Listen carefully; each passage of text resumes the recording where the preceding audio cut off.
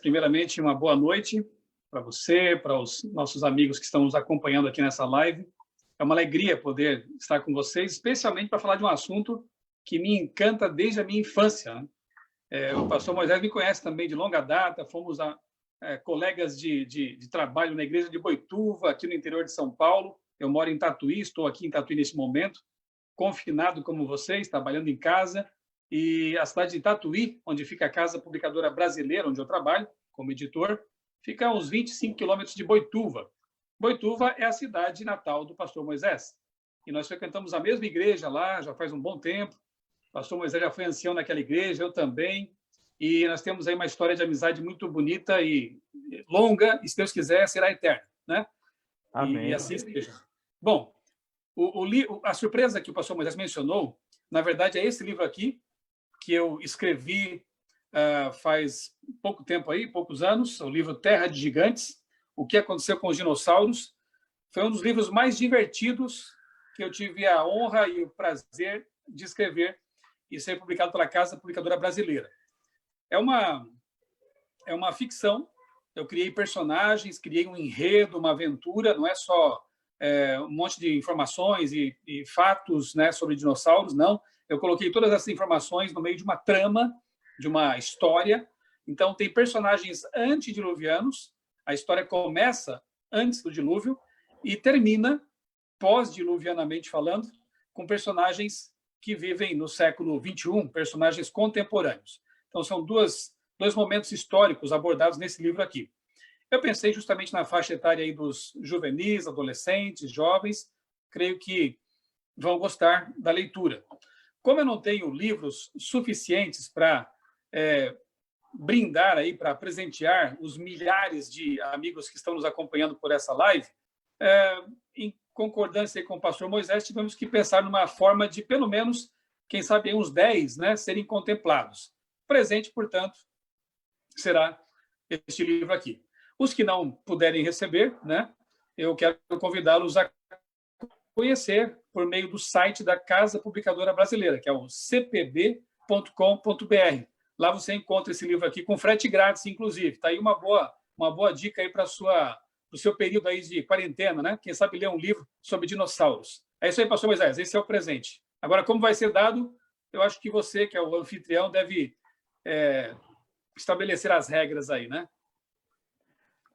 Fica ligado conosco aí na transmissão. Nós vamos falar, dar as dicas, como é que você pode concorrer a esses 10 livros. Esses 10 livros são autografados pelo autor, pelo pastor Michelson Borges.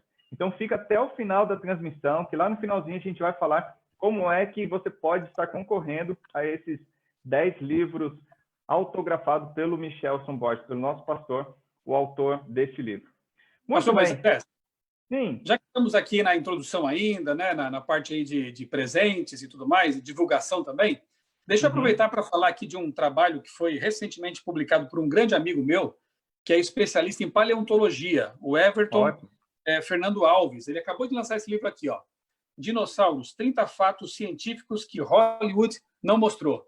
Material bem interessante também, muito bom, e ele pode ser adquirido diretamente com o autor. Vou deixar aqui com vocês o e-mail do autor, que é o seguinte, contato@evertonfalves.com.br. Vou repetir, contato@evertonfalves.com.br. Um livro muito bom, eu acho que dá uma dobradinha legal aí na sua estante, no seu criado mudo aí, o Terra de Gigantes e o Dinossauros aqui para você ler e se inteirar bastante sobre os dinossauros. Se você ler esses 2 livros, você pode ser master avançado, top, mega plus, aí na questão dos dinossauros. Você vai ter um selinho aí, a sua especialidade com toda a honra, tá bom? Muito legal, pastor Michelson. Obrigado por essa dica. Eu também recomendo aí esses 2 livros.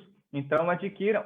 Você pode adquirir, então, pela CPB, né, pelo site da Casa Publicadora Brasileira, e o outro direto com o autor. E depois eu vou pegar por escrito o contato e vou postar também junto, colocar nos comentários aqui dessa transmissão. Tá legal?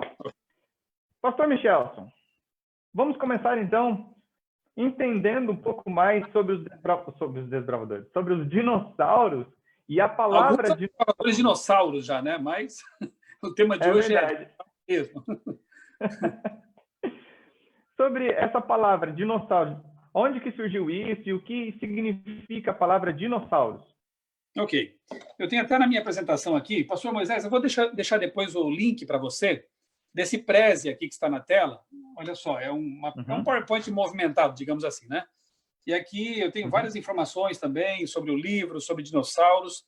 Eu vou deixar com você o link, depois os seus desbravadores podem consultar esse material aqui. Acho que é uma fonte de informações bem interessante também. Eu tenho até a foto aqui do camarada que inventou o nome dinossauro, né? Que é o Richard Owen.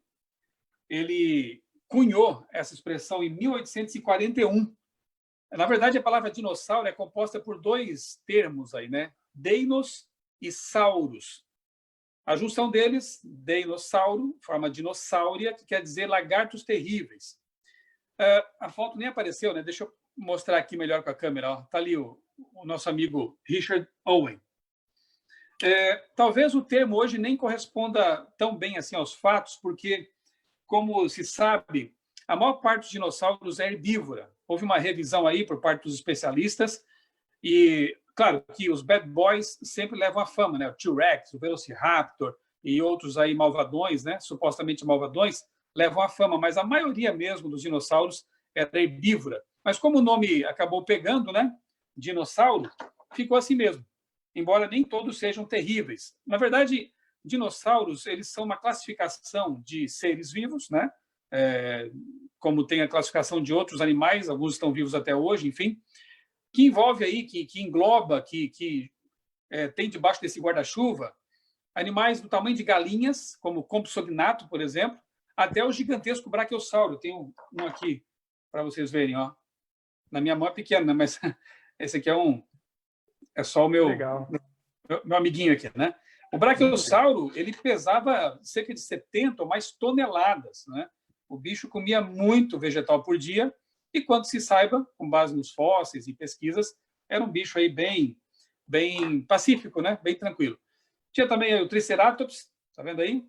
Triceratops, 3 chifres, por isso que ele tinha esse nome, tá vendo? Também era herbívoro, bem maior que um elefante africano, um animal muito bonito. Eu espero que um dia, quem sabe na Nova Terra, a gente possa ter acesso aí de novo a esses animais fantásticos, tá bom? Dinossauros, lagartos terríveis. Lembrando que nem todos eram terríveis. Mas levaram a fama, né? Tá todo mundo agora, se é grandão, foi descoberto, então ele já leva o nome ali de dinossauro. Agora, eles de fato existiram, pastor? Como que a gente pode saber se existiram ou não? Quais são as evidências que a gente pode assim afirmar que eles realmente existiram, não são assim invenção humana? Olha, pastor, talvez a gente possa mencionar, a gente vai mencionar aqui 2 tipos de evidências, ok? Uma delas são os fósseis. Isso é algo inegável. A gente encontra fósseis de dinossauros por todo o planeta. E a outra é a evidência das pegadas fossilizadas de dinossauros. Eu vou mostrar aqui para vocês alguns fósseis que eu tenho na minha coleção.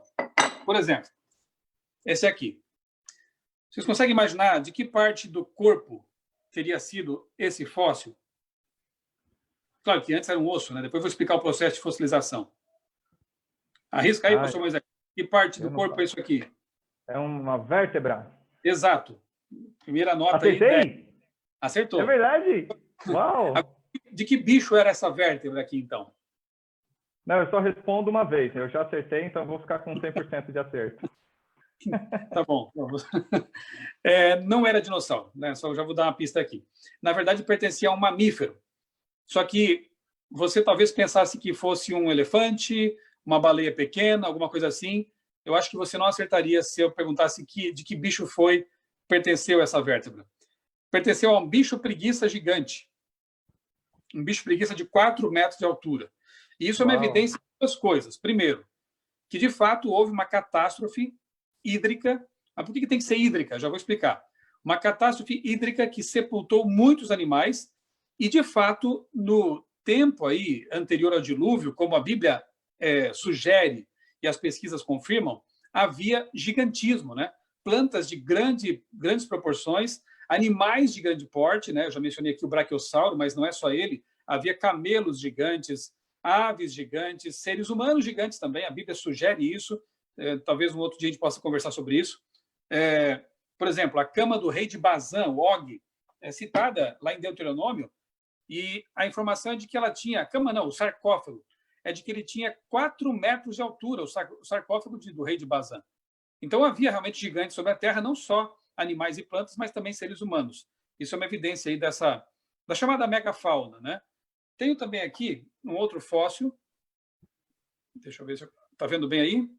Sim. Consegue identificar que bicho é? Parece um peixe. Exato. Mais uma Olha aí, nota 2-0 para mim. 2-0. É um peixe, né? Um peixe fossilizado.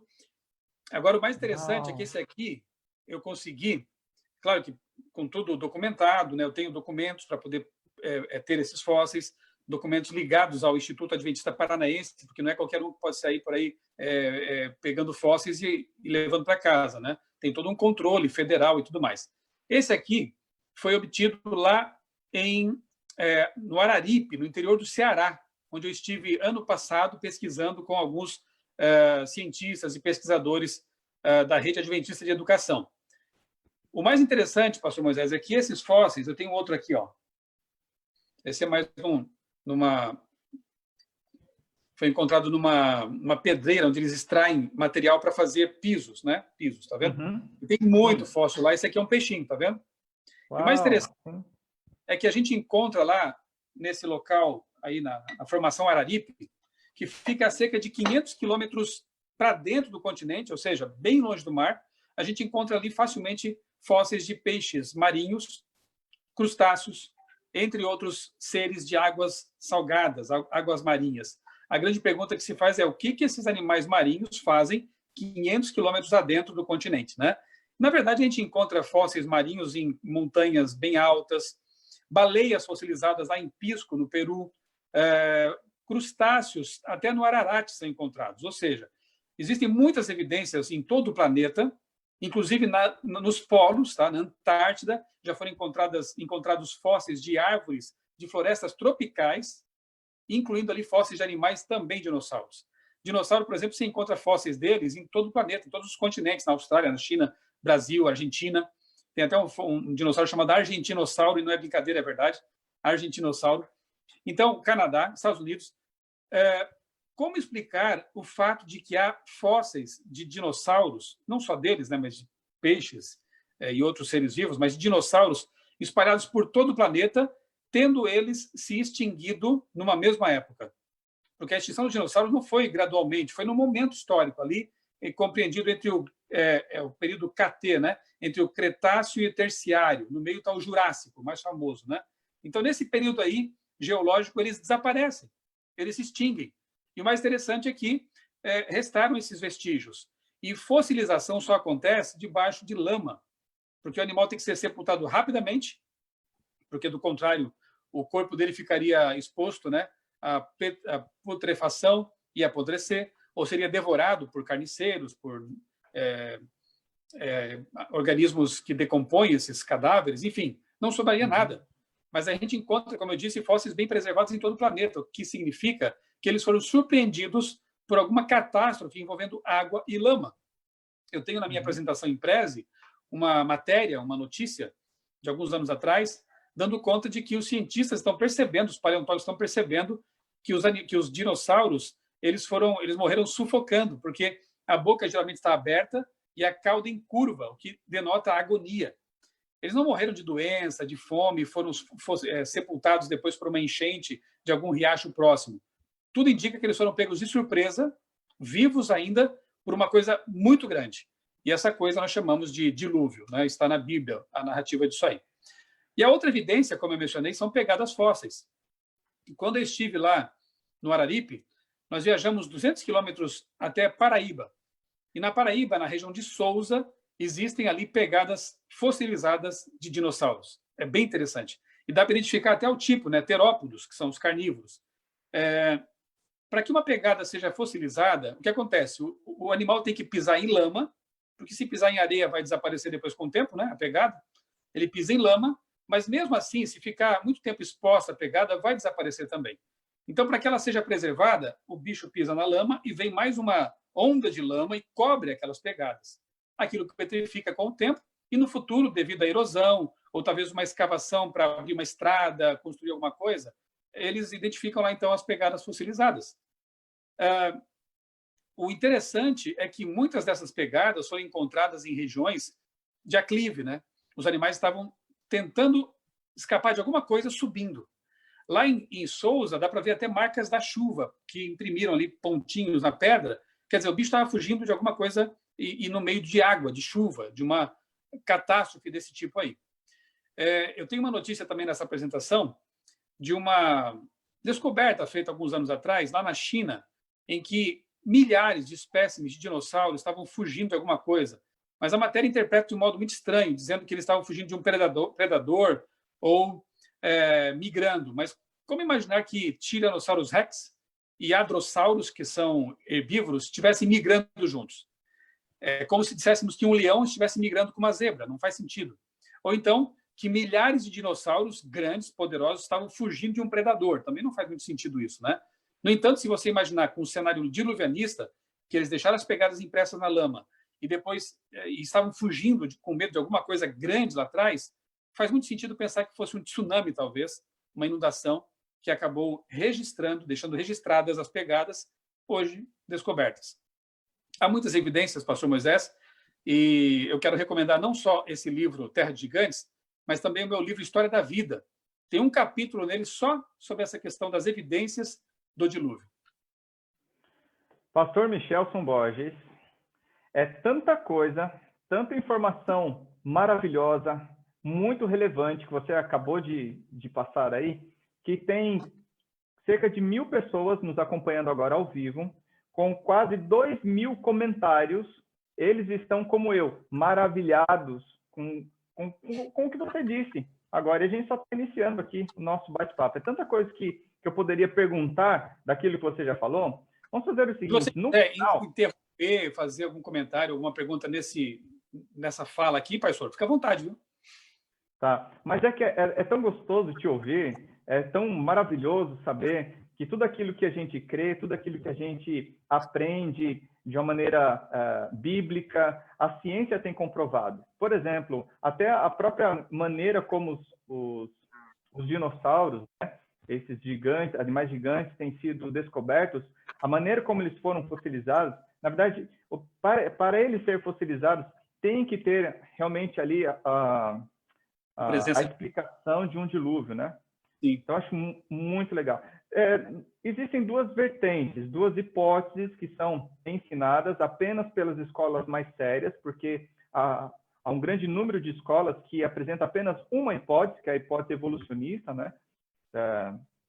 Uma tentativa de explicar esses animais gigantes. Eu queria que você dissesse um pouco mais sobre essas duas hipóteses, que é o criacionismo e o evolucionismo, e quais as principais evidências apontadas por um e por outro. Ok, pastor. De fato, existem dois modelos conceituais, né? Talvez a definição mais apropriada desses modelos seja essa, um modelo conceitual, porque muitas vezes a gente analisando assim mais de perto o evolucionismo, a gente percebe que sequer ele se trata de teoria, né? Talvez uma hipótese ou algo assim. O evolucionismo, como popularmente conhecido, é aquela ideia de que a vida teria surgido em algum momento, né, há bilhões de anos, num oceano primordial, alguma coisa assim. Isso dá muito pano para manga, eu poderia ficar aqui muito tempo discorrendo sobre essa questão. Será que uma célula, com toda a sua complexidade, poderia surgir a partir de elementos não orgânicos? Eu estou estudando agora, como você mencionou, né? Estou fazendo uma pós-graduação em biologia molecular. E quanto mais eu estudo o assunto de citologia, as células, a complexidade da vida, mais eu fico maravilhado e mais cético me torno com respeito à ideia da evolução, né? Da vida surgir de não vida. Na verdade, grandes cientistas provaram o contrário. Louis Pasteur, por exemplo, provou cientificamente que vida não pode surgir de não vida. A vida só pode surgir de vida. E eu li, acho que faz uns 3 ou 4 anos, um artigo publicado numa revista mundial, uma revista científica de biofísica. Posso deixar depois um link com você também, que eu achei muito revelador. São 3 autores desse artigo, homens de respeito nesse campo da biofísica, falando o seguinte, todas as experiências feitas até agora para tentar demonstrar que a vida poderia surgir do nada, ou da não-vida deram em fracassos terríveis. São palavras deles, né? Eu estou citando aqui o artigo. Por isso que uma ideia, pastor Moisés, chamada panspermia cósmica, está voltando com força.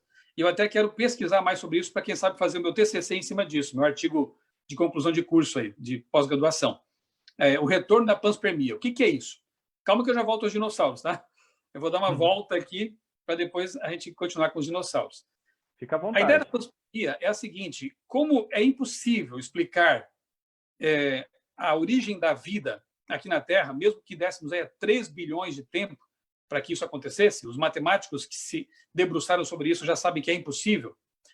Como isso está sendo percebido como uma impossibilidade, o jeito foi jogar o problema para fora. Então, segundo a teoria da panspermia cósmica, a hipótese, melhor dizendo, né, a vida surgiu no espaço, em algum local. É muito conveniente, porque se você perguntar, mas como que surgiu lá? Eles vão dizer, não sei, eu não estava lá, não temos como investigar isso, é um mistério. Ok, então é um ato de fé, novamente. Tá bem. A vida surge em algum lugar, quem sabe uma bactéria ou coisa parecida apareceu em algum lugar do espaço, ela embarca, eu estou brincando um pouco aqui, resumindo bem um argumento que eles tentam elaborar, né, devidamente. Ela embarca num asteroide e vem viajando pelo espaço. Detalhe, sobrevive ao frio do espaço, zero absoluto, sobrevive às radiações cósmicas, né, as estrelas emitem radiação nociva, tanto é que os astronautas, quando vão para o espaço, têm que usar aquelas roupas especiais, a nave tem que ter um revestimento especial para evitar que eles sejam bombardeados por radiação cósmica. Mas a bactéria não tinha roupa espacial. A bactéria viajou numa boa pelo espaço. Em algum momento ela se depara com um planeta convidativo, nós conhecemos esse planeta, tem água líquida, tem atmosfera interessante, e aí o meteorito agora começa a entrar na atmosfera. E o que acontece quando rochas espaciais entram na atmosfera?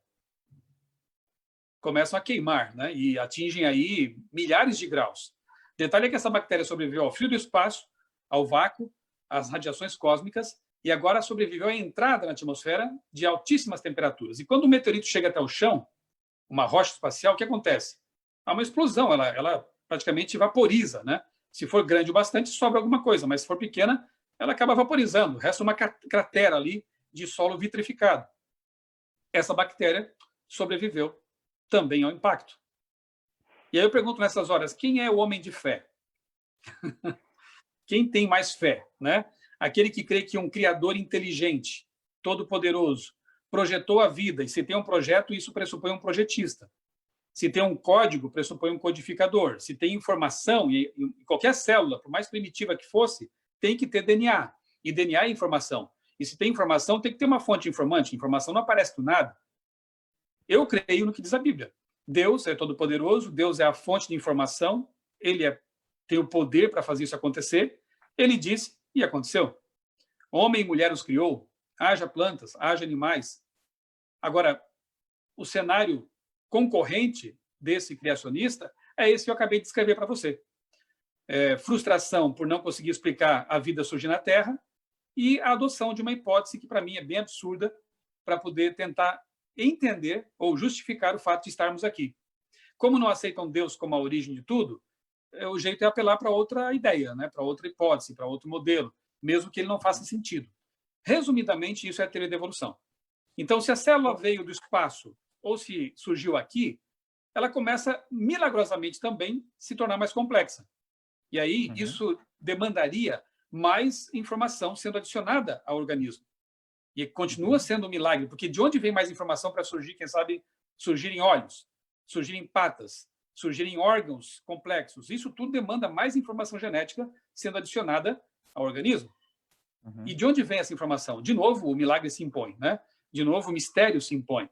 E, naturalmente, não guiado o processo, começam a aparecer novos órgãos funcionais, novos planos corporais, de forma que de uma única protocélula ou coisa parecida, toda a biodiversidade que a gente conhece apareceu. Portanto, a teoria diz, a hipótese, o modelo evolucionista diz que todos nós, árvores, baleias, humanos, macacos, bactérias, nos originamos de um ancestral comum, jamais conhecido, né? É o tal duelo perdido que continua perdido e vai continuar perdido sempre, né? Porque não tem como demonstrar isso. Então, na verdade, o evolucionismo deveria ser tratado como uma ciência histórica e não biológica. Porque se analisarmos, ou melhor, Sim, a origem da vida segundo a evolução, né? É uma ciência histórica, porque você não tem como observar o que aconteceu, porque se deu lá há supostos bilhões de anos, você não tem como observar o processo acontecendo no tempo, porque, segundo eles, demora muito tempo. Logo, é mais uma ciência histórica do que necessariamente uma ciência biológica ou coisa parecida. Criacionismo é simples. Sim. Falando a respeito dessa hipótese, né, da evolução, a ciência séria mesmo tem comprovado que há muito mais especulação e imaginação do que naquele que crê no relato bíblico, não é mesmo? Como disse um escritor, Norman Geisler, eu não tenho Sim. fé suficiente para ser ateu. Eu tenho esse livro aqui na biblioteca, muito bom. Uhum, eu também tenho, gosto. E agora eu queria que você discorresse um pouco mais, ficasse bem à vontade, para falar o outro lado agora, daquilo que se encaixa com o relato bíblico, que é o criacionismo. Olha, eu chego a pensar que se Charles Darwin, tivesse vivido em nosso tempo, ele talvez nem fosse darwinista. Por quê? Por que eu afirmo isso? Porque quando Darwin viveu, sequer havia microscópio avançado para ele poder investigar, por exemplo, o que é uma célula. E um outro livro interessante é de Michael Behe, A Caixa Preta de Darwin. Ali o autor analisa essa chamada caixa preta, que é a célula. E ele, como um bioquímico, ele realmente analisa em detalhes, em minúcias, uma célula viva. Bem, quando Darwin viveu, eles não tinham nenhuma noção do que fosse uma célula. Eles achavam que era um pedacinho de gelatina ali sem qualquer significado ou importância. Hoje a gente sabe o que é realmente que é um universo, né, dentro da célula, é uma fábrica, uma cidade com múltiplas funções, com robôs moleculares lá dentro, né? É algo tremendo, é fantástico. E é difícil você adotar uma visão naturalista ao acaso, mutações aleatórias, né, sendo filtradas por seleção natural, dando origem a coisas complexas como células. Quanto mais órgãos, tecidos, órgãos e organismos inteiros, né? Então, quando a bioquímica se desenvolveu, a biologia molecular também, isso colocou em grandes dificuldades a chamada teoria da evolução. Porque quanto mais se estuda a vida, mais se percebe que ela contém ali os chamados sistemas de complexidade irredutível, ela contém informação complexa e específica em quantidades absurdas. Só para você ter uma ideia, pastor, se a gente fosse transformar o genoma humano em listas telefônicas ou livros, daria uma pilha de quase 130 metros de altura de livros. Uau.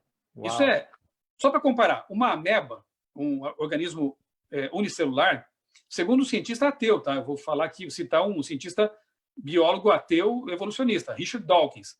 Ele diz, num de seus livros, que só no núcleo da ameba existe informação suficiente para encher 30 volumes de uma enciclopédia. Uma ameba.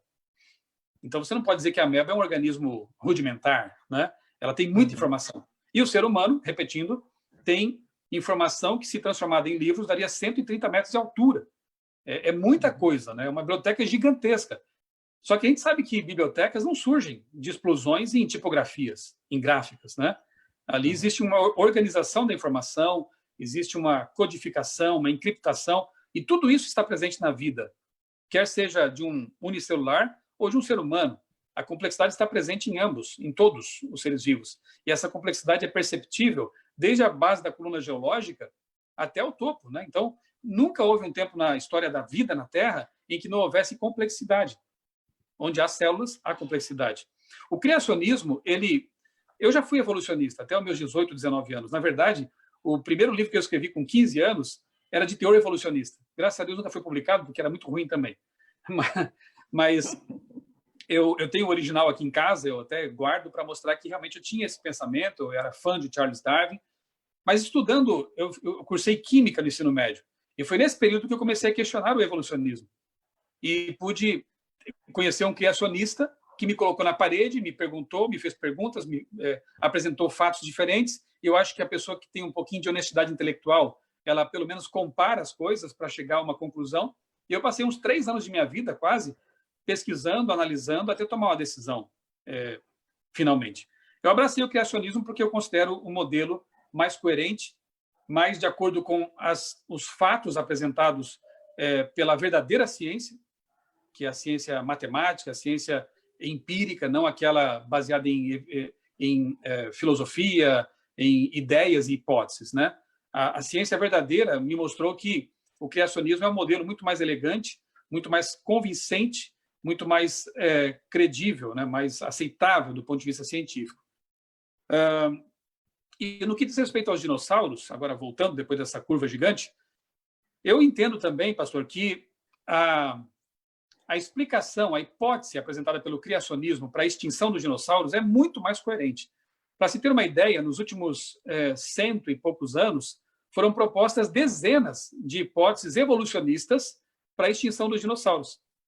A que mais deu certo, a mais aceita, mas não é unanimidade, a mais aceita, lá dos anos 80, um cientista propôs que um asteroide de grandes proporções ele atingiu mesmo, porque lá no México, em Yucatán, na península ali de Yucatán, existe uma cratera, um astroblema de 300 quilômetros de diâmetro, é uma coisa muito grande.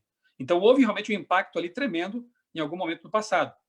Então, como eles encontraram essa cratera, associaram, então, ou pelo menos formularam essa hipótese de que poderia ser o meteorito responsável com esse impacto, ter levantado uma quantidade gigantesca de detritos na atmosfera, o que fez com que o mundo entrasse numa era glacial, e assim os dinossauros acabaram sendo extintos por esse fenômeno, por essa catástrofe. O que não explica muito bem o fato de que animais mais frágeis continuaram por aí, né? O que não explica muito bem o fato, principalmente, de haver tantos fósseis, como eu mostrei aqui, né? Esse aqui de um mamífero, mas você tem aí de dinossauros de grande porte nos museus mais famosos de história natural do mundo. A gente encontra aí fósseis de gigantescos dinossauros como Brachiosaurus, T-Rex, perfeitamente preservados.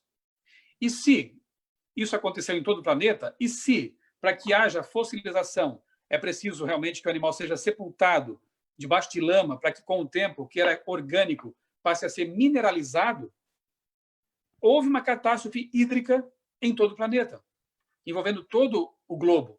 E isso está perfeitamente de acordo com a Bíblia Sagrada, que afirma que, por causa do pecado humano, da devassidão, da violência e tudo mais que havia, Deus teve que fazer um reset no mundo, né?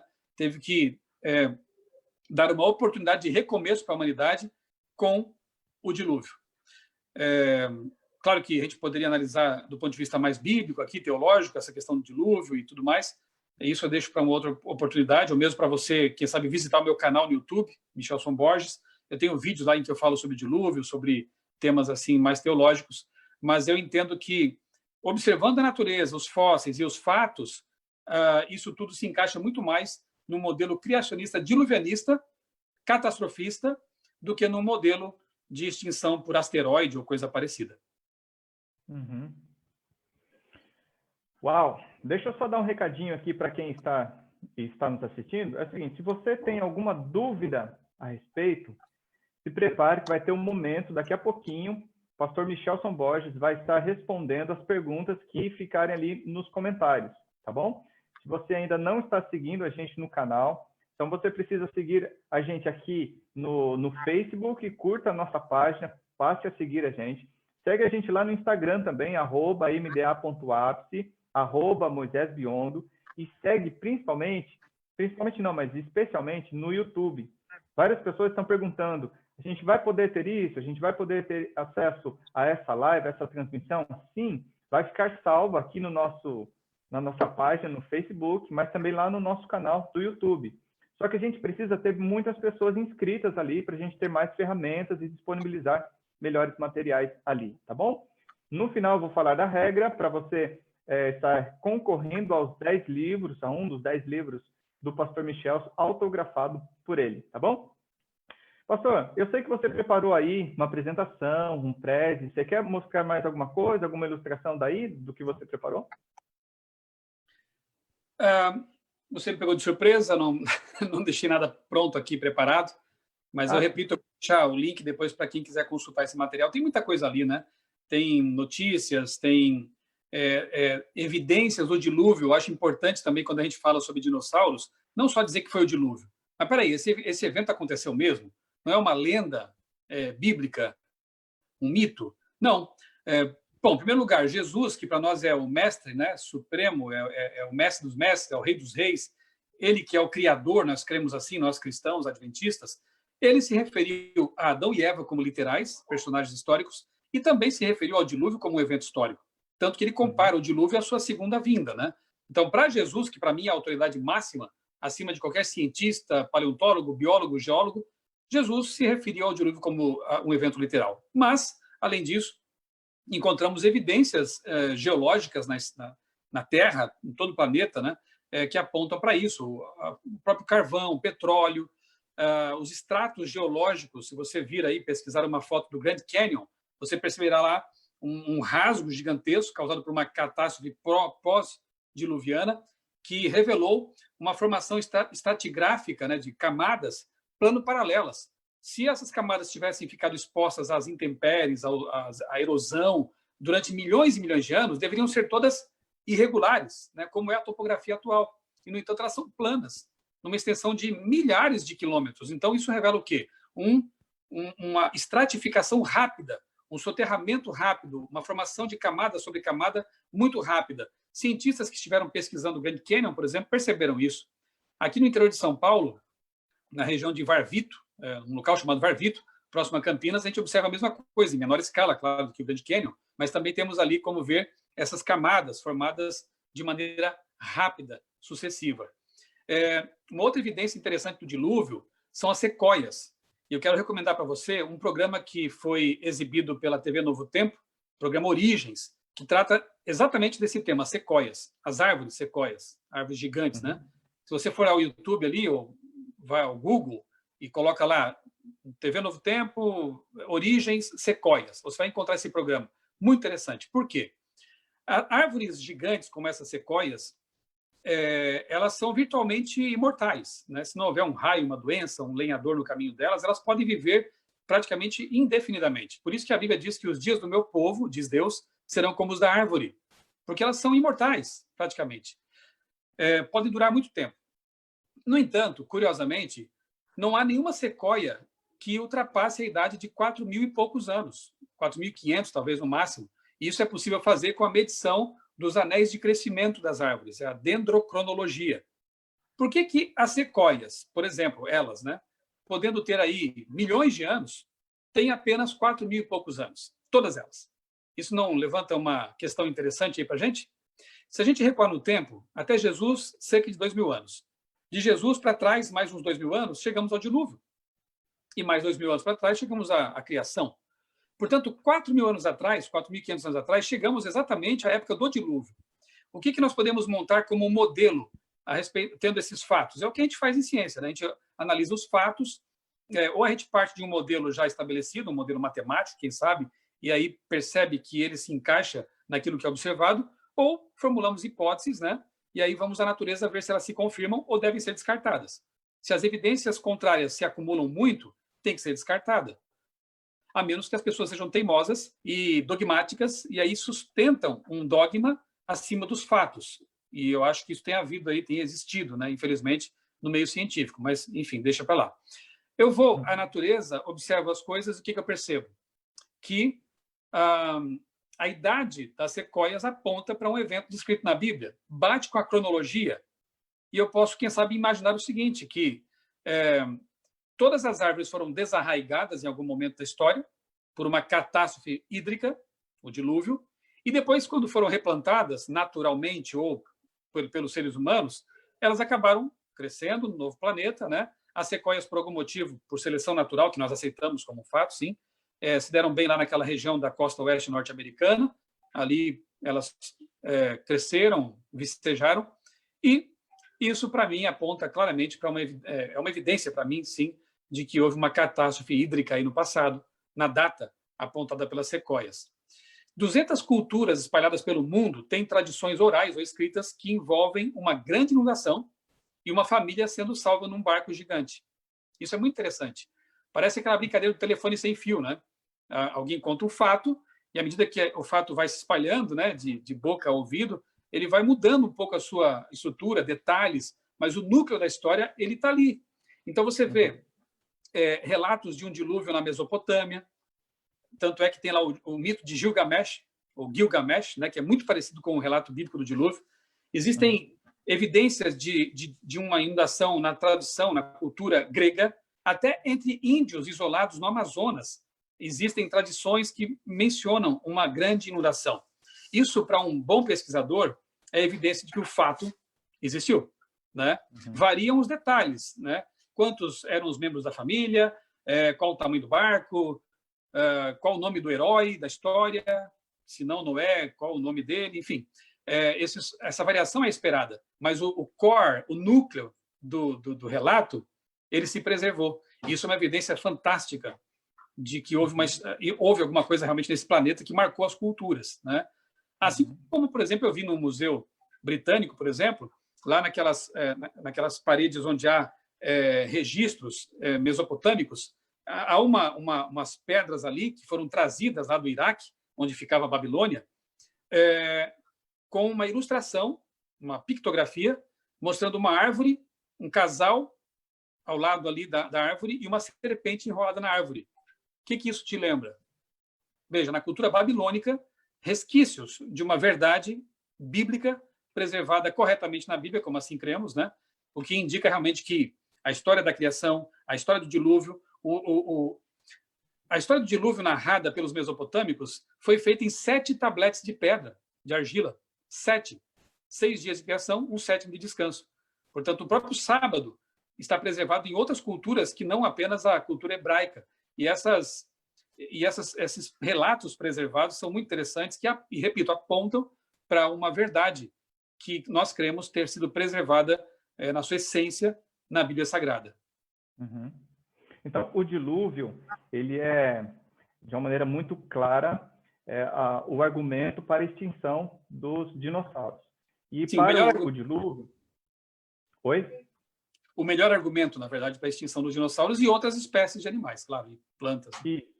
Então, ele é o melhor argumento, e nós temos, então, evidências científicas da paleontologia, da geologia, da arqueologia e até mesmo da filosofia, que encontram relatos, então, de pessoas distantes, de culturas diferentes, que não entraram em contato entre si, não tiveram nenhum contato realmente de nenhuma forma, e elas narram um relato muito próximo daquilo que a Bíblia registra. Então, por evidências bíblicas e extra-bíblicas, podemos então admitir que é confiável acreditar na extinção dos dinossauros e outras espécies através do dilúvio. É isso? Exatamente, pastor. E tem mais um detalhe. Nessa apresentação aqui, eu não vou colocar agora porque acho que está lá no final, eu posso me embaralhar aqui e demorar. Mas está nessa apresentação aqui uma foto e uma notícia que até me deixou, achei graça disso. Num jornal importante aqui do Brasil, foi publicada uma matéria, algum tempo atrás, aí, faz poucos anos, de um achado de pinturas rupestres lá em Utah, nos Estados Unidos. Tem uma formação lá chamada Katina Bridge, e debaixo dessa ponte natural de pedra encontraram essas pinturas rupestres. Que pinturas são essas, né? Ali há uma pintura de ser humano, alguns seres humanos, e um pouquinho abaixo, bem próximo dos seres humanos, um dinossauro, que parece muito com um saurópode ali, pescoçudo, talvez um brachiosauro, coisa parecida. Lógico que isso foi uma bomba nos meios científicos, porque para os evolucionistas, dinossauros e seres humanos não conviveram. Para os evolucionistas, dinossauros viveram milhões de anos antes de haver um primeiro ser humano sobre a Terra, os primeiros humanos sobre a Terra. Mas para os criacionistas, dinossauros e humanos foram criados no mesmo dia, no 6º dia da criação, né? Na verdade, homem e mulher criados no 6º dia e os quadrúpedes ali no 5º dia. No 6º também, né? É isso aí. No sexto dia também. Foram todos criados juntos. Aliás, no livro de Jó, depois eu posso ler aqui, não me deixa esquecer, pastor Moisés, no livro de Jó tem uma evidência que eu entendo ser uma menção a um dinossauro. E ali é dito que esse bichão, que é narrado em Jó 40, foi criado junto com o ser humano. Portanto, para os criacionistas, dinossauros e seres humanos e outros animais terrestres foram criados no mesmo dia, no 6º dia da criação. Então, você vê que já há uma diferença aqui também na cosmovisão criacionista e na evolucionista. Numa, não convivência, na outra, convivência. E nessa pintura rupestre há uma tremenda evidência de convivência. humanos pintados juntos com dinossauros. Uhum. E aí chamaram cientistas do mundo todo, claro que não criacionistas, né, infelizmente, porque o preconceito acaba sendo bem forte em alguns segmentos aí, né? Enfim. E esses pesquisadores de várias áreas passaram ali vários dias pesquisando, analisando o pigmento, analisando a pátina sobre a rocha e viram que a pintura era autêntica, feita na mesma época. E agora, como sair dessa? Até que depois de muito pesquisar e muito quebrar a cabeça, uma cientista ali entre o grupo propôs a seguinte explicação. E valeria a pena ver o desenho, porque ela fez um desenho muito feio, muito mais feio do que o do Homem das Cavernas, o suposto Homem das Cavernas. Ela disse que, na verdade, o camarada lá pintou, o Homem das Cavernas, né, entre aspas, pintou uma cobra e a tinta escorreu bem no meio da cobra, formando 4 borrões, que são as 4 patas do dinossauro. Eu gostei da sua risada aí, porque é bem isso mesmo, tem que rir, porque é um absurdo, né? E aí o pessoal ficou contente com a explicação dela, foi para casa feliz, porque o modelo se manteve, né? Você vê que é uma tentativa de salvar o modelo dos fatos, e não o contrário. Os fatos têm que se impor. E se o modelo precisar ser revisto por causa dos fatos, que assim seja, é o que diz Thomas Kuhn, naquele clássico livro A Estrutura das Revoluções Científicas, né? Ele fala que ocorrem revoluções científicas na história à medida que os fatos contrários vão se acumulando e a comunidade científica aceita essas evidências contrárias e aí abandona o paradigma anterior e adota um outro. Só que tem um paradigma que está aí há mais de 150 anos no mundo e que tem sido insistentemente defendido a despeito de nós encontrarmos muitas evidências contrárias. Essa que eu apresentei é uma delas, né? Pinturas, evidências de convivência entre humanos e dinossauros que são desprezadas. Outra coisa interessante, isso é bem recente, né? Tem sido descoberto dos tempos para cá. Tecido mole em fósseis de dinossauros. O que é um tecido mole? Colágeno, vasos sanguíneos, pele. Detalhe, não era para ser só pedra aquilo? Totalmente petrificado, fóssil. Como que ainda há material orgânico preservado? E se há, jamais poderia ter sequer 1 milhão de anos aquilo. Porque em questão de milhares de anos, aquele tipo de material se degradaria totalmente. E foi encontrado, eu tenho aqui nessa apresentação as evidências, né, os documentos, num fóssil de T-Rex, o Tiranossauro Rex, o famosão lá, encontraram tecido mole preservado. Há uma garra de um dinossauro que foi pesquisada por uma cientista, e essa eu chamo de cientista com C maiúsculo, porque o que ela fez? Ela perguntou para os colegas, o que será que tem aí dentro dessa garra? Talvez de um Velociraptor, não sei qual é a espécie agora exatamente. Os colegas disseram, não tem nada, é tudo rocha, é tudo petrificado, é um fóssil. Mas será que a gente poderia ver alguma coisa aí por dentro? Não, você vai perder o seu tempo, porque nós sabemos que isso é simplesmente um fóssil. E ela insistiu, foi teimosa, como deve ser um bom cientista, e sabe o que descobriu lá dentro, daquela garra fossilizada? Células sanguíneas. Isso é impossível. Quer dizer, impossível se a garra tiver milhões de anos. Não é impossível se ela tiver milhares de anos.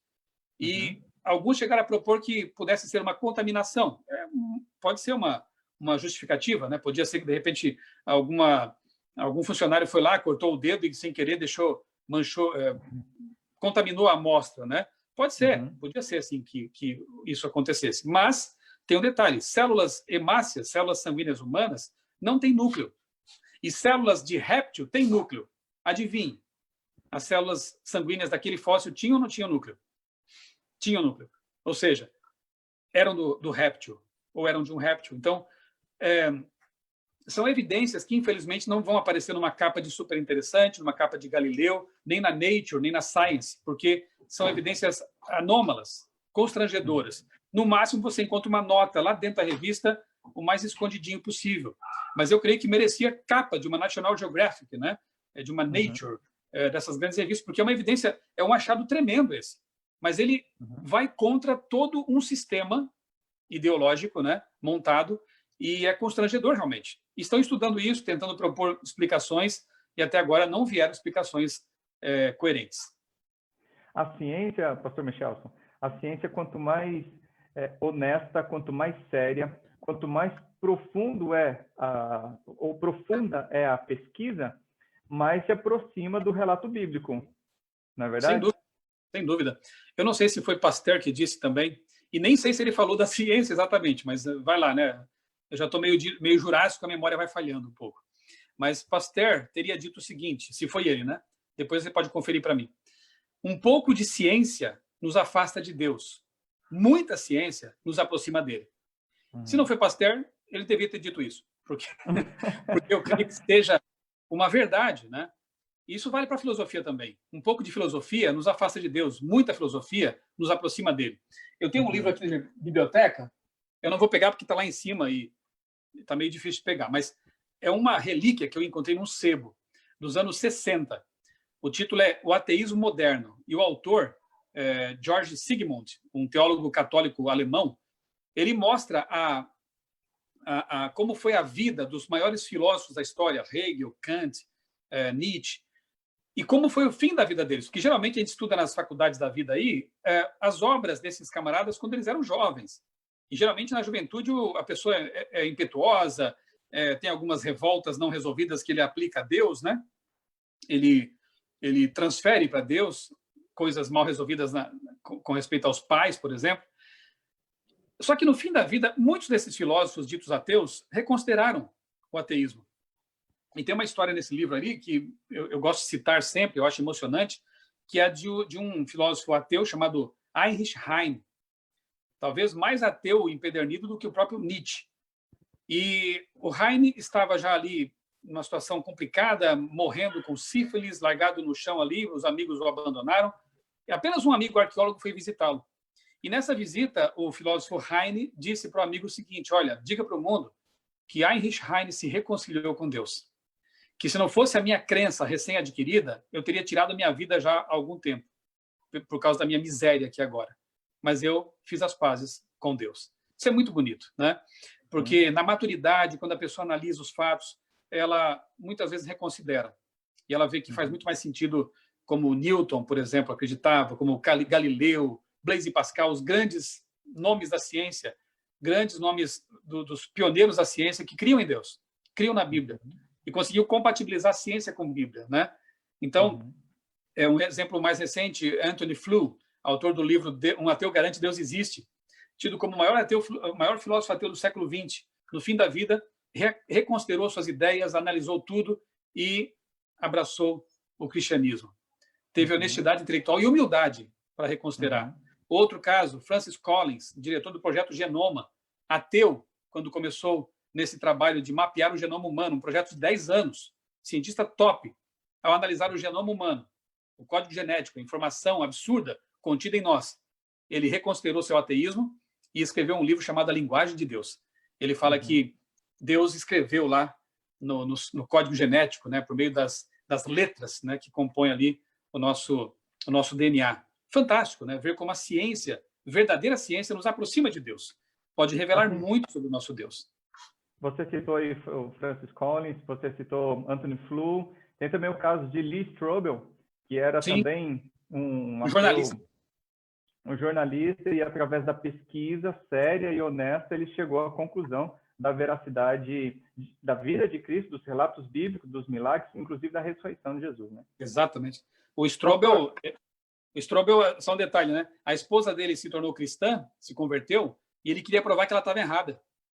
E aí começou a pesquisar a fundo o cristianismo e deu no que deu. Se tornou um grande escritor de livros. Eu tenho uns 4 aqui em casa dele, muito bons. Um jornalista investigativo. Ele investigou tudo e chegou à conclusão de que Deus existe, Jesus é Deus e Jesus ressuscitou mesmo. Pastor Michelson, algumas perguntas aqui que eu estou vendo aqui de canto de olho.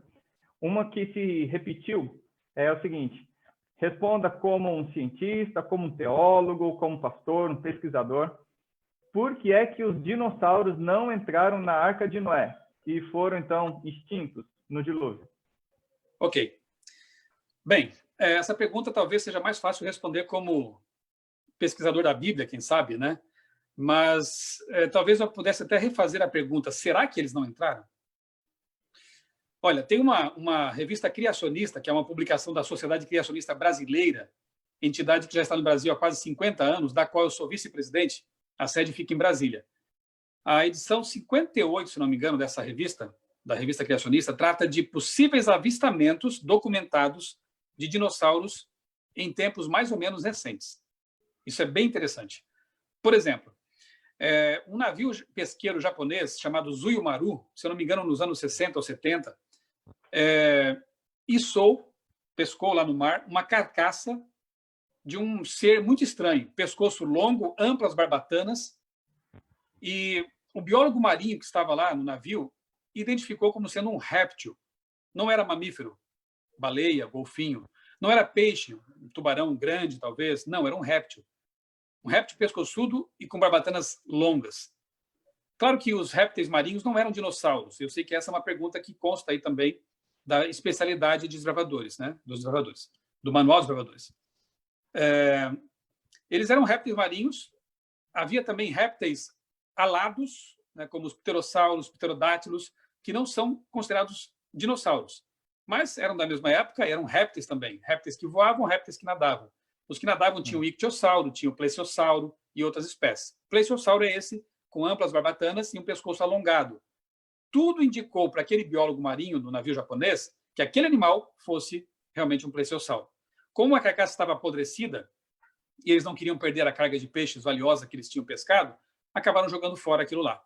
Mas interessante é que o Japão, talvez não tão contaminado com o evolucionismo que varreu o Ocidente, chegou a imprimir selos postais com o desenho de um plesiosauro, porque eles acreditaram realmente que que aqueles pescadores e o biólogo tinham visto se tratava de um plesiosauro. Interessante isso aí, né?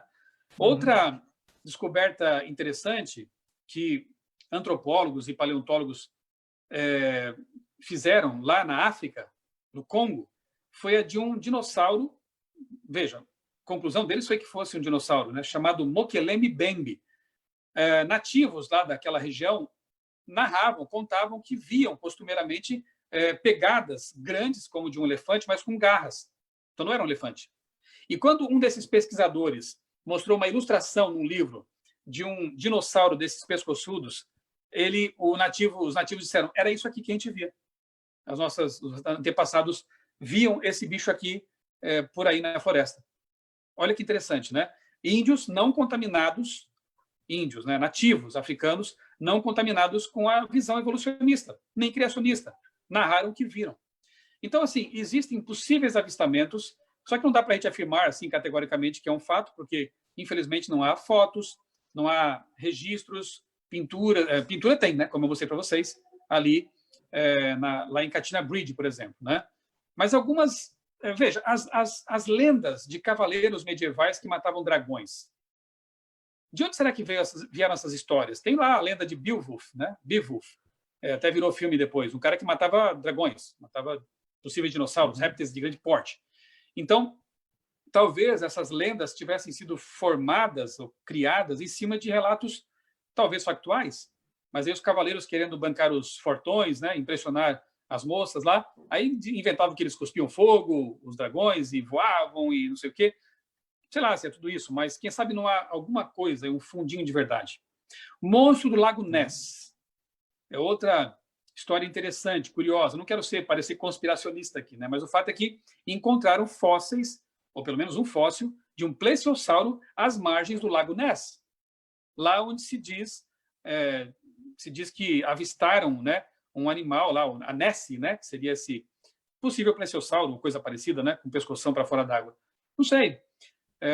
São algumas histórias que se contam, né? Mas que dificilmente poderíamos confirmar assim categoricamente. Agora, uma coisa é fato. Existem alguns descendentes aí, talvez, de dinossauros, vamos colocar entre aspas dinossauros, né? Pelo menos répteis de grande porte hoje em dia. O crocodilo do Nilo, por exemplo, é gigantesco, né? Dragão de Komodo, bichão lá de 2 metros, sei lá, de comprimento, e grande mesmo, né? Se esses aí estão vivos até hoje, é porque entraram na arca. Ou pelo menos os ancestrais deles, porque não dá para a gente também afirmar assim que os animais que existem hoje são os que entraram na arca. Assim como não podemos afirmar que os seres humanos que existem hoje são iguais a Adão e Eva, ou a Noé e seus filhos. Por quê? Porque existe diversidade, adaptações, alguns chamam de microevolução, não gosto muito desse termo, né? Mas existem sim diversificações, né, de baixo nível, como diz um cientista lá do Geoscience, nosso instituto de pesquisas na Califórnia. Se há variação entre seres humanos, também há no reino animal e vegetal, né? E então, qual foi o cão, o cachorro que entrou na arca? Não sabemos mais a espécie original. Nós conhecemos hoje os descendentes alterados, modificados desses cães, mas são todos cães. O que nós não vemos, né, é a tal da macroevolução, né? um cão virar urso, né? Ou um urso virar baleia, como dizia Darwin, né? Então, isso não existe, isso não tem documentação histórica. Agora, a microvariação, variação limitada, sim, isso é fato. Nós, criacionistas, aceitamos isso tranquilamente, não somos fixistas, nós entendemos que há uma certa variabilidade limitada. Então, se existem grandes répteis hoje, é porque os seus ancestrais entraram na arca. E nada impede que Noé tenha levado, quem sabe, filhotes de dinossauros herbívoros, né? A gente sabe que muitas espécies se extinguiram no pós-dilúvio. Não conseguiram se adaptar ao mundo alterado, destruído, com temperaturas variando, né? Tudo o que aconteceu foi uma catástrofe realmente que alterou drasticamente as condições de vida no planeta. E algumas espécies, como os mamutes, por exemplo, elefantes peludos, acabaram se extinguindo no pós-dilúvio, depois do dilúvio. Pode ter acontecido também com alguns dinossauros, algumas espécies, né? Então, eu não posso afirmar categoricamente que eles não entraram na arca. Agora, o que eu posso identificar é que essas espécies, ou esses tipos de seres vivos, juntamente com outros tantos, peixes, mamíferos, aves, acabaram sendo extintos nessa catástrofe chamada dilúvio, né? Isso sim é um fato, porque é observável. Bom, o relato bíblico, alguns relatos bíblicos de grandes animais, tanto terrestre quanto o Leviatã, que, né, era um monstro marinho. Jó chega, acho que você fez menção aí do bibote. É um bom momento para esse texto. Então, quando você quiser, tá bom? Só deixar assim um pouquinho mais claro, Pastor Michelson, alguns até estão perguntando aqui, como é que a gente concilia, então, essa questão da extinção dos grandes animais no dilúvio e com a possibilidade de Noé ter, então, colocado ali animais ainda que sejam filhotes e que eles existiram, então, após o dilúvio? Veja, extinguiram-se aqueles que ficaram fora, né? Aqueles que naturalmente foram sepultados nas águas do dilúvio, né? Morreram afogados, né? E aqueles que entraram na arca, possivelmente, veja, é uma hipótese, né? Simplesmente uma hipótese. Eu não estou aqui afirmando nem não afirmando, né? Porque não tem como realmente provar isso, né? Agora, se entraram assim ancestrais desses répteis na arca e sobreviveram aí alguns deles, isso aí, os relatos históricos parecem apontar nessa direção. Alguns poucos relatos, né? Esse da África, esse do navio japonês, as lendas, né, antigas e tudo mais. E foram sendo extintos, talvez até pelos seres humanos mesmo que os caçavam e, quem sabe, até os mataram por medo, ou sei lá, né? Então, eu consigo harmonizar, sim, talvez algumas espécies. Aqui eu poderia também mencionar, quem sabe, uma informação que nos é dada por uma autora que nós cremos, inspirada, Ellen White. Ela afirma, num de seus livros, ela trata brevemente disso, né? Ela fala de amalgamação. Possíveis experimentos genéticos, e claro que isso pode parecer estranho, né? Numa época tão antiga, mas não tenta agora tirar um pouquinho esse software evolucionista do cérebro e coloca um software criacionista. E você vai pensar, então, que os seres humanos do passado eram muito mais inteligentes, longevos e capazes do que os de hoje. Por exemplo, as pirâmides do Egito estão lá até hoje, as pirâmides do Egito. As nossas construções atuais não duram talvez 100, 200, 300 anos, não sei. Agora, as pirâmides estão lá há milhares de anos, né? Então, construções tremendas do passado apontam para o fato de que o ser humano era muito mais capaz, né?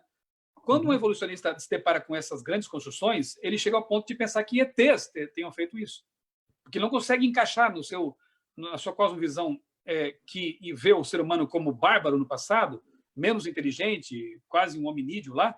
Ele não consegue encaixar a ideia de construções como essa, né, sendo feitas por seres humanos primitivos. Mas um criacionista consegue perfeitamente encaixar isso, entender isso, né? Então, eu nem sei por que eu entrei nesse assunto aqui, enveredei por isso. Me ajuda a voltar para o ramo principal aí, pastor? O fio da meada estava naquela pergunta de como conciliar, então, dinossauros convivendo com seres humanos após o dilúvio. Eu mencionei o amálgama, né? Me perdoem aí, observadores, é a idade, é o cansaço. Eu mencionei amalgamação, né? Possíveis experimentos genéticos feitos, quem sabe, hibridizando alguns seres no passado. E essa mesma autora diz que entraram na arca somente as espécies criadas por Deus, não as espécies confusas. Essas espécies adulteradas. Eu chego a pensar, quando eu vejo um brachiosauro, eu vejo simetria, elegância, beleza, né? A mesma coisa eu vejo aqui num Triceratops, né? Mas quando eu vejo um T-Rex com essas patinhas aqui dianteiras atrofiadas, que mal serviam para qualquer coisa, nem nadar cachorrinho ele poderia, né? E com essas cabeças gigantes, com dentes, né? Tamanho de bananas, assim, gigantes também. Talvez um bicho como esse pudesse ser resultado de algum tipo de amalgamação, não sei. Ou simplesmente seleção natural, ou mutação. Enfim, hoje também acontece isso com vários seres vivos, né? Não estou afirmando também categoricamente isso. Mas o fato é que essa autora fala de que houve algumas brincadeiras de mau gosto com a vida no passado. Se hoje os seres humanos fazem isso, se hoje os seres humanos criaram, por exemplo, um pitbull, que não existia algumas décadas atrás, por que seres do passado muito mais inteligentes não podem ter feito também esse tipo de experimento, né? Então, animais assim que seriam um grande problema para o ser humano no futuro, talvez aqui também entre o fator misericórdia, Deus não tenha permitido que entrasse na arca. Mesmo aqueles que foram criados por ele. Porque pensa, um brachiosauro, comedor de toneladas de vegetação, vários deles vivendo no planeta hoje, seria uma concorrência desleal por alimento, né? Então, eu penso que talvez até por misericórdia, Deus tenha impedido que algumas espécies não criadas por ele, ou até criadas, tenham entrado lá para que não fosse um grande problema para a humanidade no futuro. É um assunto bem interessante, alguns modelos são propostos, os criacionistas também não têm respostas para tudo, né? Quem sabe você que está me ouvindo poderá no futuro estudar aí paleontologia, biologia, né? Já pensou? Se especializar em zoologia e pesquisar também esses assuntos aqui e seguir avante com essas pesquisas e ajudar a responder questões para as quais ainda não temos tantas respostas assim. Pastor Moisés, Oi. aqui em Jó 40, né? O texto menciona o seguinte, ó, verso 15 e em diante. Contempla agora o behemoth. Eu li no original a palavra behemoth, porque algumas traduções colocaram hipopótamo, mas é bom que se diga que a palavra hipopótamo não consta no original. Foi uma tentativa dos tradutores de colocar ali um animal mais conhecido, talvez uma possibilidade de tradução, mas não é o behemoth. Eu vou ler mais um pouquinho para você perceber que não pode ser um hipopótamo, quer ver? Contempla agora esse bicho aí, do original behemoth, que eu criei contigo, veja só, no 6º dia, que eu criei contigo, ser humano que está ouvindo o relato, que come a erva como boi, era um herbívoro. Sua força está nos seus lombos, o seu poder nos músculos do seu ventre. Endurece a sua cauda como cedro. Os tendões das suas coxas são entretecidos. Os seus ossos são como tubos de bronze. O seu arcabouço como barras de ferro. Ele é a obra-prima dos feitos de Deus. Quem o fez, o proveu de espada. Em verdade, os montes lhe produzem pasto, onde todos os animais do campo folgam. Deita-se debaixo do lótus. E aqui depois continua dizendo o relato que se o rio inundar aquela região, ele nem se assusta, nem se preocupa, porque ele fica acima da inundação. É um saurópode. E mais, aqui o relato diz que ele enrija a cauda como cedro. Cedro é uma árvore pesada. Como é que é o rabinho lá do hipopótamo? É um rabinho desprezível, né? Digamos assim, né? Esse bicho tem uma cauda gigante. Ele pode ser, segundo alguns pesquisadores criacionistas, talvez um brachiosauro, ou até, quem sabe, o guenodonte, que tinha uma protuberância pontuda, óssea, nas patas dianteiras. Aqui fala que Deus o proveu de espada, né? Pode ser, talvez, esse animal que tinha uma espada de osso na frente, nas patas da frente. Uma coisa é certa, hipopótamo não bate com o relato. Então, como você disse, a Bíblia menciona o Leviatã, menciona o Behemoth. Em Gênesis 1, e essa é uma pergunta também da especialidade, em Gênesis 1 há relato de que Deus criou os grandes répteis, os répteis, né? Então, dinossauros, como a palavra é moderna, você não vai achar na Bíblia a palavra dinossauro. Por quê? Richard Owen a inventou lá em 1840, em 41, né? Então, não está na Bíblia esse nome. Agora, por que não está? O dinossauro não existiu? Eu costumo fazer uma comparação. Pastor Moisés, você já leu a Bíblia várias vezes. Você encontrou lá a palavra gato? Alguma vez? Não tem. Não tem. Ornitorrinco. Ornitorrinco, tem? Também não. É mais difícil de encontrar ainda, né? Então, só porque não está na Bíblia o nome do bicho, quer dizer que ele não existiu? A Bíblia não é um livro de classificação zoológica, taxonômica, né? Não temos a palavra dinossauro, nem poderíamos ter, mas temos ali alguns seres descritos que parecem combinar, bater com a descrição de um dinossauro. Um deles é o Behemoth. Mas os répteis foram feitos por Deus, sim. Pastor, sensacional essa live, essa transmissão. É uma pena a gente ter que encerrar. Tem muito conteúdo que a gente queria ainda extrair de vocês. A gente continua. Eu vou compartilhar depois o link da sua aula lá no YouTube. Vou postar esse nosso bate-papo aqui também. O link da sua apresentação. E recomendo fortemente que continue, você que está nos assistindo aí, que você continue sua pesquisa em fonte segura, por exemplo, dos livros do pastor Michelson, esse do Terra de Gigantes e o História da Vida, que é excelente também, sensacional. Recomendo muito que você continue a sua pesquisa. Eu preciso só dar... Sim. Só um detalhe, eu acho que é bom enfatizar o que você disse aí, fonte segura, né? Existem alguns sites aí que oferecem respostas para desbravadores, mas que simplesmente talvez copiaram e colaram informações aí da internet, e a gente encontra ali coisas absurdas, como, por exemplo, a afirmação de que aves teriam sido evolução de dinossauros, a partir de dinossauros. Essa ideia já foi até desacreditada em alguns meios, né? Aves conviviam com dinossauros, eram contemporâneas. Então, como você entender que canários pudessem ser T-Rex evoluídos, né? Não faz sentido. A ave, para voar, tem todo um sistema projetado, né? Os ossos são ocos e leves, penas não tem nada a ver com escamas, a pena tem uma complexidade fantástica, né? Então, não faz sentido isso. E alguns desses sites acabam fornecendo informações assim, né? E a proposta da especialidade é analisar os dois pontos de vista, evolucionista e criacionista, mas oferecer, sim, uma boa resposta criacionista, né? Senão, não faz muito sentido você fazer uma especialidade com informação equivocada. Eu procurei aqui, nesse tempo que conversamos, cobrir, né, as principais perguntas da especialidade. Por exemplo, tem aqui ainda a pergunta, né, como supostamente seria a pele dos dinossauros? Dá para saber pelos fósseis, né? Tem fósseis tão bem preservados que você percebe que ela é escamosa, possivelmente ali seca, né? Não dá para ter certeza quanto a isso, mas escamosa, a textura dá para perceber. Cor é meio complicado, porque os pigmentos não resistem tanto tempo, né? Então, quando você assiste esses filmes de Jurassic Park e tudo mais, ali alguma coisa é factual, a maior parte é ficcional. Então, o ruído que eles faziam, né, os sons que emitiam, a cor, se tinham penas ou não, enfim, tudo isso ainda é passível de estudo. E os filmes colocam muita ficção misturada, né? Também pedi aqui na especialidade para definir cada um dos grandes dinossauros, né? Então, saurópodes, terópodes, basicamente saurópodes são herbívoros, pescoçudos, os terópodes são os carnívoros, como o T-Rex, o Velociraptor, os ceratopsídeos, né, que são os de chifre, como o T-Rex. Então, isso você encontra fácil por aí, né? Em literatura, quer seja criacionista ou evolucionista, a classificação dos dinossauros você encontra facilmente. Mas eu repito e reforço, procure fontes seguras, para não comprar lebre por dinossauro, né? Acho que uma comprovação também é uma questão aqui do requisito da nossa especialidade de dinossauro, é a questão do nascimento.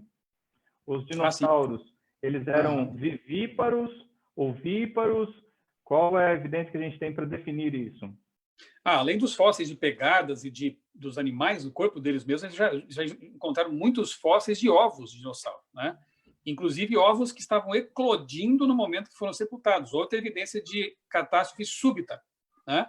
Então, os dinossauros eram, sim, eles punham ovos, né? Eram ovíparos. Inclusive, tem aqui na informação de que quem descobriu isso foi Roy Chapman Andrews. Isso em 1923. Olha que interessante, né? Esse camarada que descobriu que os dinossauros eles não davam à luz como mamíferos, por exemplo, mas nesse ponto se assemelhavam mais às aves porque eles punham realmente ovos, né? E ali, como os répteis de hoje, lagartos, lagartixas também são ovíparos, né? Eles colocam ovos e depois os ovos se desenvolvem ali, o bichinho se desenvolve dentro e eclode. A evidência é que tem muitos fósseis de ovos de dinossauros por aí. Pastor, eu só vou compartilhar uma tela para falar a respeito dos livros, como é que vai funcionar, e aí eu já volto com você para você encerrar com uma oração para nós. Okay. Pode ser assim? Pode ser. Então, 1 minuto eu já volto com você aqui. Deixa eu só avançar. Você que ainda não viu, você que ainda não nos segue em nossos canais, está aí mais uma vez para você compartilhar, chama os amigos, para que nós precisamos da sua ajuda para que várias pessoas estejam acessando então esse conteúdo, estejam inscritos nos nossos canais, estejam curtindo a nossa página, seguindo a gente no Instagram. Isso é muito importante para a gente continuar tendo bons momentos como esse que nós tivemos aqui no primeiro episódio do Desbrava Hunters. Então, pessoal, como é que vai funcionar? Quem que vai concorrer aos livros autografados pelo pastor Michelson? Lá no nosso Instagram, a última postagem foi sobre o Desbrava Hunters. Ali tem uma escala, as pessoas que vão estar participando, as datas, as especialidades que teremos. Como é que nós vamos fazer? Existe um sorteador que ele é automático, ele é online, virtual. A gente coloca ali a postagem e ele vai sortear. Nós vamos sortear, então, amanhã. Então, você tem hoje, a partir da manhã pela manhã, porque amanhã à tarde a gente vai fazer o sorteio dos 10 livros autografados do pastor Michel. Como é que funciona esse sorteio? Esse sorteador, ele seleciona as pessoas que marcam ali o arroba de outras pessoas. Então, você precisa marcar pelo menos 3 pessoas no comentário, tá seguindo ali o nosso perfil, marcar 3 pessoas no comentário dessa última postagem do Desbrava Hunters, que tem a lista de especialidades, e amanhã à tarde, então, a gente vai sortear, vamos fazer 10 sorteios de 10 pessoas. Então, quanto mais pessoas você marcar nos comentários lá no Instagram, maior vai ser a sua chance de ganhar os 10 livros, ou um dos 10 livros aí autografados pelo nosso convidado de hoje, pastor Michelson Borges. Tá bem? Então, está mais uma vez aí, nos ajude, convida outras pessoas para curtir. Pastor Michelson, últimas considerações e a oração final da nossa transmissão aqui. Ok. Bom, antes de mais nada, pastor Moisés, foi um grande prazer poder participar dessa live. Eu espero que tenham sido informações úteis, não só para essa especialidade, mas para a vida, né? Porque eu acho que o grande propósito das especialidades dos gravadores não é só encher uma faixa de especialidades, né? Isso é muito bacana, muito bonito, mas é especialmente adquirir conhecimento útil para a vida. Então, o desbravador que realmente estuda esses conteúdos, ele está preparado para a vida. Isso é que é o mais importante. Então, eu espero que tenha contribuído nesse sentido. Agradeço o seu convite, né? É sempre bom rever o amigo e poder participar junto do mesmo ministério. E eu quero lembrar, então, aqui nesse encerramento, das palavras de Jesus, né? Que disse que, como foi nos dias anteriores ao dilúvio, assim também será no tempo da sua vinda. Então, quando a gente estuda o dilúvio e essa extinção e tudo mais, a gente pode extrair lições importantes também para o nosso tempo, porque assim como houve pessoas que duvidaram de Noé naquele tempo, da pregação dele, há pessoas hoje que também duvidam da pregação da volta de Jesus. Mas há evidências incríveis em todo o planeta de que houve essa catástrofe, assim como há evidências proféticas incríveis que apontam para a volta de Jesus. Então, se o dilúvio foi um fato, e nós cremos que sim, a volta de Cristo também é literal, é factual, vai acontecer. E assim como havia um método de escape por misericórdia, que era chamado de arca, a porta era grande o suficiente para entrar muita gente, o espaço também era grande. Hoje, Jesus está de braços abertos para vocês, desbravadores, para todos vocês que estão nos assistindo aqui. Jesus está de braços abertos, ele está indicando a porta do céu para todo mundo. Ele é a porta. E ele espera que a gente passe por ela, entre por ela e fique lá dentro seguros. Espero que você entenda que esse conteúdo, ele reforça a nossa fé, nos dá a certeza de que a palavra de Deus é confiável, porque você percebeu, são evidências científicas que estão de acordo com a palavra de Deus, quando corretamente compreendidas, ambas. E isso reforça a nossa fé, nos dá a convicção de que podemos realmente confiar na palavra de Deus, nas promessas de Deus. Que Deus abençoe muito a sua vida, que Deus realmente abençoe todos os clubes que estão nos acompanhando, pastor Moisés na liderança desse exército, né, que seja grandemente abençoado. E essa oração que eu vou fazer agora é por todos nós e por vocês, especialmente os desbravadores. Vamos orar? Feche seus olhos e vamos falar com o nosso Deus. Pai bondoso, muito obrigado, Senhor, por esses momentos que passamos aqui, conversando sobre o teu poder criador, conversando sobre a natureza, os teus feitos, sobre o poder que encontramos, sobre as digitais que encontramos na natureza, que apontam para as tuas mãos criadoras.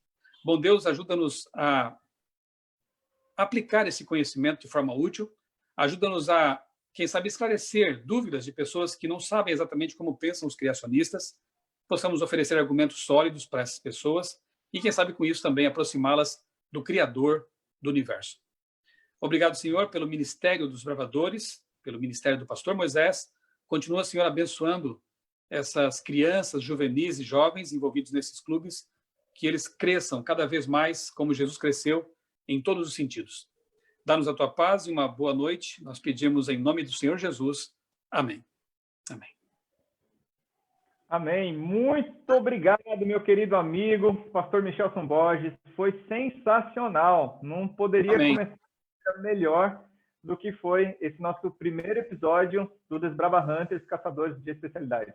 Do fundo do meu coração, muito obrigado. E em nome de todos os desbravadores da Associação Paulista Sudeste, muito obrigado pelo tempo que você dedicou para estar aqui conosco.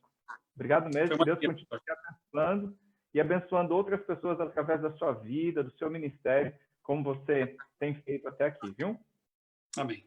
Muito obrigado. E a você que nos segue, que esteve conosco nessa transmissão, continue a sua pesquisa. Você que é desbravador aqui da APSE, lembre-se de fazer a sua pesquisa, fotografar, demonstrar isso para o seu diretor. O seu diretor é que vai validar e passar o seu nome para os nossos regionais de desbravadores. E aí, então, depois dessa validação, comprovação virtual, evidentemente, lá no CELS, na loja da associação, então nós teremos ali a lista com o seu nome, que você vai estar autorizado a comprar a sua insígnia, então, da especialidade de dinossauros, ok? Fiquem com Deus. Deus abençoe todos vocês que estiveram aqui. Mais de 1.000 pessoas estiveram conectadas conosco. Tem quase 5.000 comentários aqui que a gente não conseguiu dar atenção a todos. Foi realmente uma bênção. Todos nós estamos maravilhados. Fomos abençoados por tudo que ouvimos, por tudo que aconteceu aqui em nossa transmissão. Fiquem todos com Deus.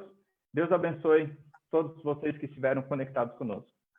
Tchau. Tchau, Michelson.